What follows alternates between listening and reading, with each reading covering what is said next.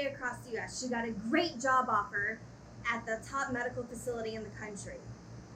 But now she's stuck in a dilemma. She wants to know how to sell her house. She was a first-time home buyer and she's never sold before. So she wonders if she's going to have to pay taxes on capital gains, if it's going to hurt her credit score, and would she lose money? And is it even worth paying an agent for? What are the fees involved? And who has to pay what? These are a lot of really good questions that get asked every single day in the real estate industry. I'm going to go over a couple of these today with you. So the first one is, do I have to pay capital gains? So if you have a capital gain of $250,000 or less and you are an individual, you do not have to pay capital gains. If it's $500,000 or less and you're a married couple, you do not have to pay capital gains. Anything over that, you do have to pay taxes on, and that tax is based upon your income bracket. So, how do you figure out capital gains? Well, we take the selling price minus the selling expenses, which equals an adjusted basis. An amount realized. And then we take that and we subtract the amount basis, and that equals our gain or our loss. And that will depend as to if we owe any money on capital gains or if we are just in the clear or we have to pay taxes. So there's a couple expenses that are considered selling expenses: the title search, attorney fees for creating the deed or the contract, installing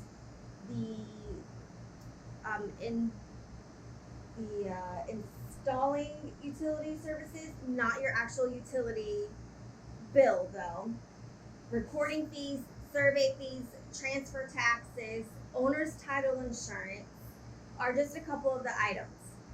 Things that are not included: your homeowner's insurance premium. Again, your utility bills are not included. Rent for the occupancy of the home prior to closing. Any fees or costs associated with moving or your mortgage or refinance, those are not included. There is a complete list on the IRS website, and I'll send a link to the blog post that has all the links on there as well. Does selling a home affect my disability or Social Security benefits? Short answer, no, it does not. The one thing it does do is supplemental security income. Yes, it could have an impact on there. So if you sell your primary home, you have 3 months to reinvest that money before you have to pay or consider that as income, which could affect your SSI. If you have any questions, I highly recommend contacting the Social Security Administration or a tax professional just to verify some of that information and how it's going to affect you personally. Does selling a home hurt your credit? Bottom line, no. Unless you are dealing in a short sale or a foreclosure, then it does affect your credit. Short sales are better than a foreclosure as they only last on your credit report for 7 years. But what is a short sale? A short sale is when you sell your home for less than what the mortgage is worth. And that was very prevalent back in the early 2010s. So it's not as prevalent now as it was back then. Will you lose money if you sell your home? It's hard for me to say. So the best way is to go on our website and request a comparative market analysis, and we'll be able to show you where your current home value is and what your approximate net proceeds are from the home. So that's pretty much the easiest way to figure that out. So what are the fees with buying a home? Well, the first one is the real estate agent's commission. Now this is when some people get a little bit confused. So you pay the commission based upon the purchase price, not the listing price. The purchase price is the amount that the buyer and seller agree upon. So say we list your home at $800,000, but the buyer and you, we all come together and we're like, hey, $750,000, I think we can all agree to that. So you pay your agent's commission based upon that $750,000. Now it does range between 6 and 7%. So you're looking somewhere between 44,000 or I think it was 52,000 ish for real estate commissions, and then that usually gets split in half. Half goes to the listing agent, half goes to the buying agent. Another thing that you pay for are doc stamps on the deed, and those are 70 cents per $100, unless you're in Miami-Dade County where it's 60 cents per $100. And so again, going back to our $750,000 home example, we're looking at $5,250 in state doc taxes. Another thing that sellers pay for are the HOA, estoppel, and transfer fees. So the estoppel is a statement that states what the current balance is if the homeowner is in arrears or if there's violations within the HOA that they have sent letters to, or if there's currently fines.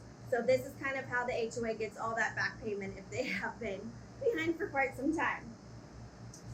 So, and then usually they have like a prorated amount, which is prorated at closing. So like the seller and buyer kind of are prorated for the days that they own the home. Another thing that sellers pay for is buyers can ask for closing costs. So basically you're looking between 3.5%. It depends on the buyer's loan, kind of dictates how much the maximum is. So when using our example, we're looking between $22,000 and $26,000-ish towards the buyer's closing costs. So, and it's not all buyers ask for it, but it's always better to be expecting the worst case scenario than it is to be surprised on closing day. So the next item that they pay for is the title insurance. And title insurance is very key. Remember I had mentioned earlier in regards to Sally Susie, maybe she had an issue with her uncle twice removed, they have interest in the property, something crazy happened. Well, what's going to happen is that title insurance policy will come into play, and it's kind of like, well, an insurance policy.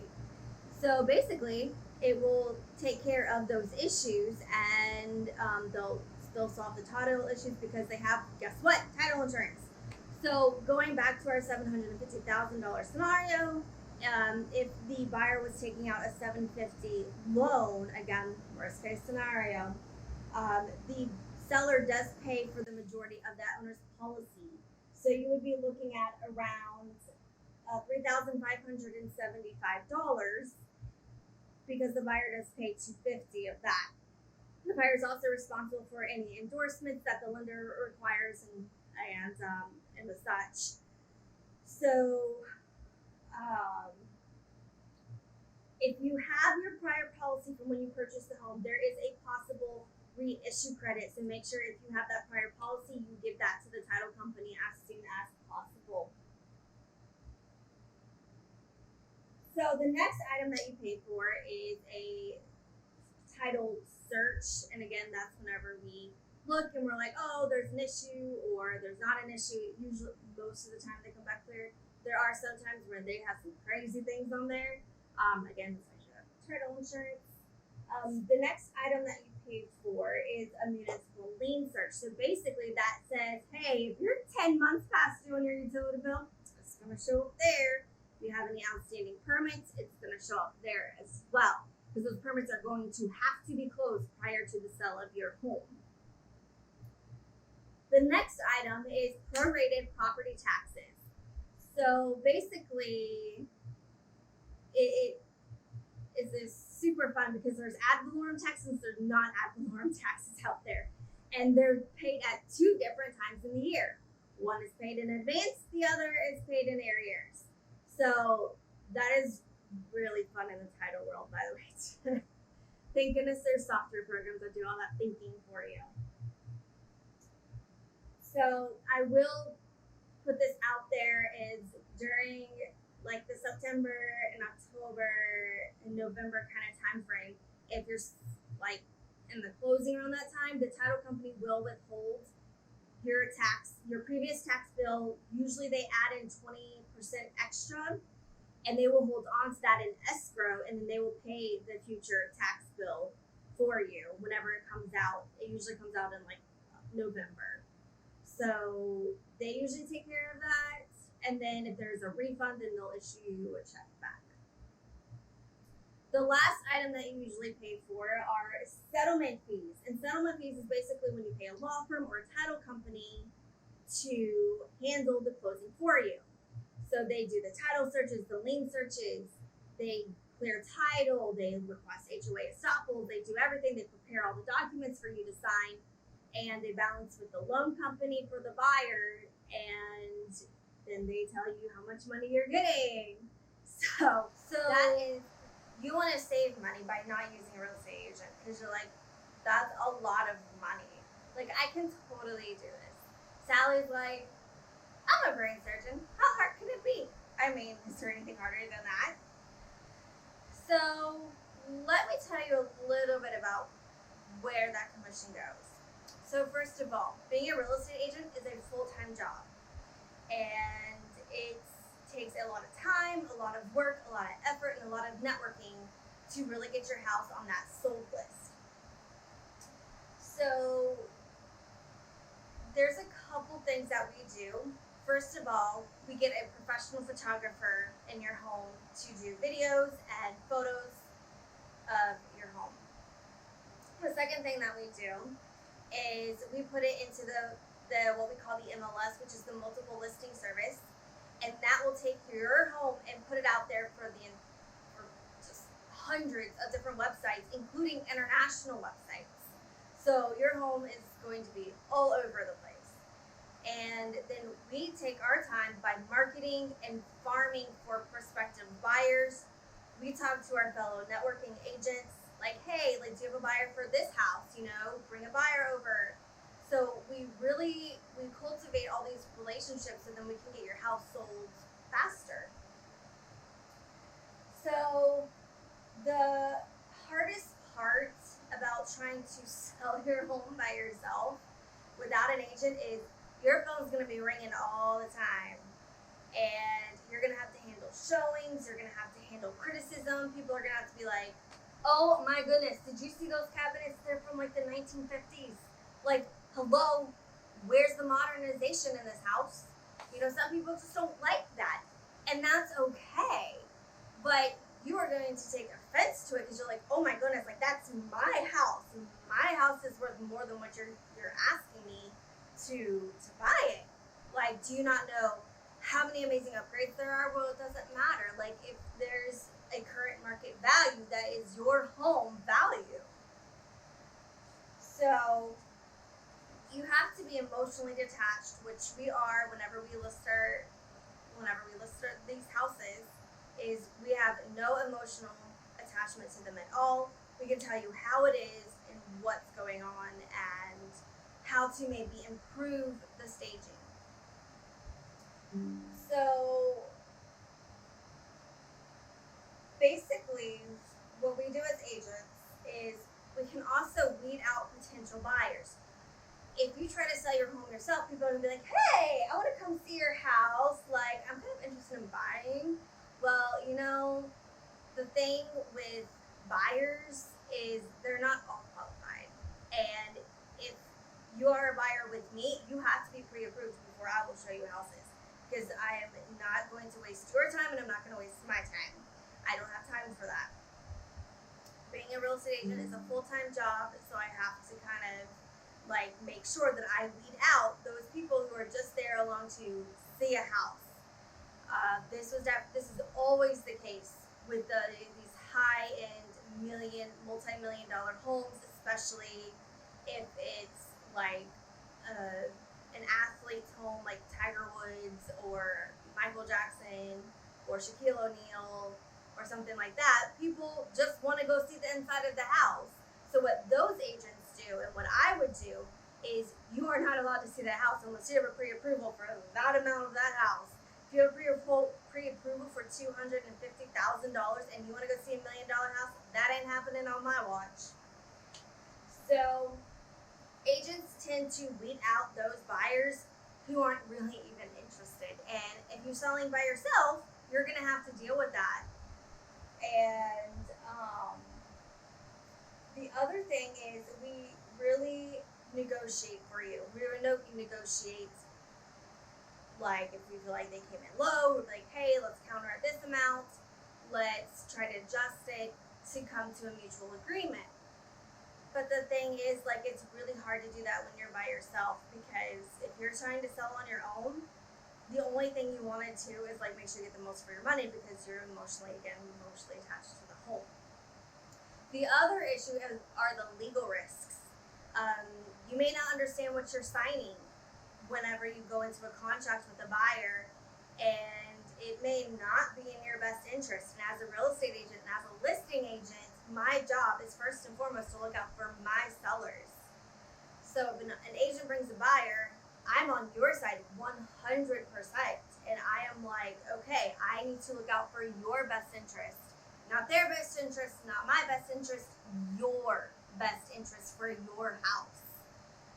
So that's also very, very key, is knowing what's being written in the contract. You might sign a contract with a buyer and it says contingent sale, and you're like, oh, okay, well, whatever.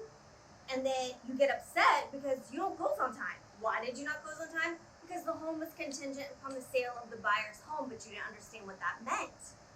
So what that means is the buyer has to sell their home first in order to even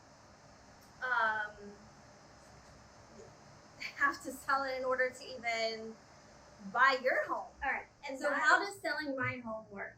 Step 1, request a market analysis. Step 2, hire a real estate agent. Step 3, sign a listing agreement. Step 4, the real estate agent puts a sign in your yard. Step 5, professional photos of the home are taken. Step 6, put your home in the multiple listing service. Step 7, have the agent market your home online and through their network.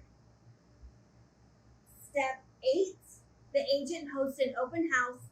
And bonus points, because I have a lender that will come and pre-approve or pre-qualify any buyers that come into that open house. Step 9, the offer is sent to the agent from the buyer's agent. Step 10, title company selected. Step 11, contract has been agreed and signed upon.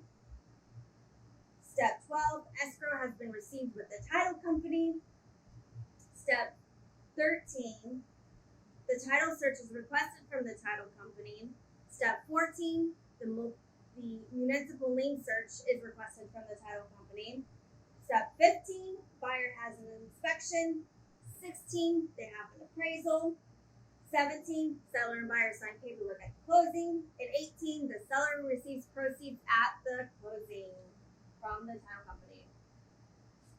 So hopefully this video kind of gave you a little bit more idea as to what goes into selling your home. As there's so many factors that do come into play, that if the market is high, it doesn't mean it's time for you to sell. If the market is low, it doesn't mean you can't sell. You just have to figure out what fits your best situation. Every situation is different. Everybody is different. The best thing to note is whatever is what you need at that time, you get it done. If you have to move and you can't buy a house without selling your current home, then you're going to have to sell. You can't just sit on it and wait and hope that the market goes back up. And then as a buyer, you can't just sit there and wait and hope the market's going to crash, because it may not happen.